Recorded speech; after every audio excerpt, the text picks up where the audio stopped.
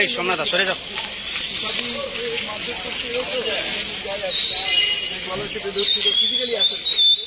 সেইখানে আমি দেখতে গেছিলাম তাকে, শুনেছিলাম আমাকে ওই স্ট্যাচুটা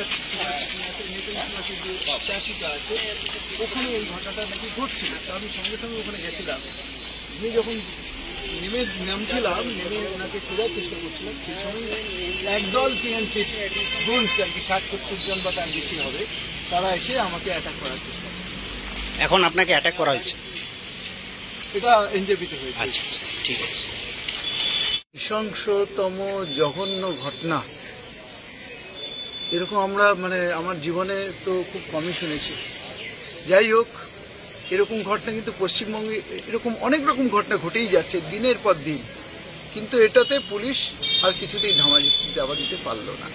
কারণ মানুষ জেনে গেছে, ডাক্তাররা জেনে গেছে, কোনোভাবে জেনে গেছে এবার যে কি জঘন্যতম ঘটনা ঘটেছে, এবং পুলিশ সেখানে প্রায় নিষ্ক্রিয় ছিল।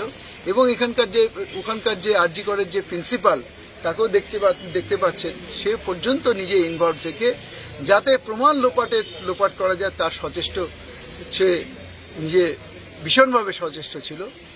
এবং আমরা দেখতে পেলাম সবথেকে আশ্চর্যজনক ঘটনা হলো, যখন আগে আমরা যে কোনো ক্ষেত্রে যখন আনন্যাচারাল ডেথ হয় তখন পুলিশটাকে ফার্স্টে এফআইআর করে এবং তারপরে তার পোস্টমর্টেম হয়। কিন্তু এক্ষেত্রে দেখা গেল তড়িঘড়ি করে পোস্টমর্টেম করে দেওয়া হলো, অর্থাৎ প্রমাণ লোপাটের জন্য যত রকম চেষ্টা করার দরকার। আজকে আবার শুনতে পাচ্ছি যে পোস্টমর্টেম রিপোর্ট যেটা করা হয়েছে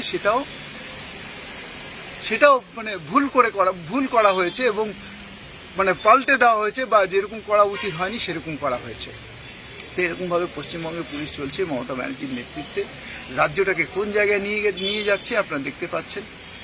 একজন প্রাক্তন ডেপুটি সুপার, সেই সুপারিনটেন্ডেন্ট এমএসভিপির নামে সে পর্যন্ত কমপ্লেন করেছে, এবং তারপরে দেখুন এখন অ্যাকশন হচ্ছে, এবং সিবিআই এখন হাতে নিয়েছে কেসটাকে, বাধ্য হয়ে অবশ্য কোর্টের অর্ডারে।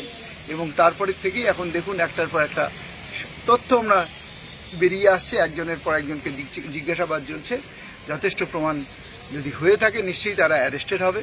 তবে এরা প্রমাণ লোপাটের যে চেষ্টা করছে তাতে আমাদের একটু আশঙ্কা থেকেই যায় যে কিভাবে এগুলো সঠিকভাবে প্রমাণিত হবে।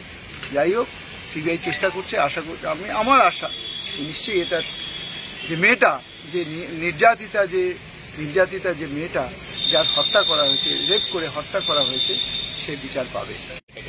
আজকে আমি কিছু সকালবেলা জানতে পেরেছি যে আমাদের কিছু কার্যকর্তা, তাদেরকে এখানে থানায় নিয়ে আসা হয়েছে, অ্যারেস্ট করা হয়েছে। আমাদের রাকেশ নন্দী, এখানকার নবীন সাহা, এরকম আরও কয়েকজন লিডার যারা আছেন, বিপ্লব দা, এরকম যারা আছেন, মোলানির পঞ্চায়েত প্রধান, এরকম প্রদীপ তিতলি, রাহুল, এরকম কয়েকজনকে এখানে আটকে রাখা হয়েছে। মোট 16 জন। মোট 16 জন, হ্যাঁ, মোট 16 জনকে আটকে রাখা হয়েছে। তো ওটাই খবর নিতে আসলাম যে ওরা পুলিশ কি কারণে আটকালো। পরে শুনলাম যে ওরা বন্ধের সমর্থনে ওরা মানুষকে রিকোয়েস্ট করতে যাচ্ছিল, সেই সময় তাদেরকে পুলিশ নিয়ে এসছে। যাই হোক, আমাদের গণতান্ত্রিক পদ্ধতিতে যে আন্দোলন আমরা করছি, এই আন্দোলনকে এরা বাধা দেওয়ার চেষ্টা করছে পুলিশ, আর সেটা তারা করবে। আমাদের মতো আন্দোলন আমরা করে যাব। আপনি নিজে একজন চিকিৎসক, আরজি করা এক চিকিৎসকের সাথেই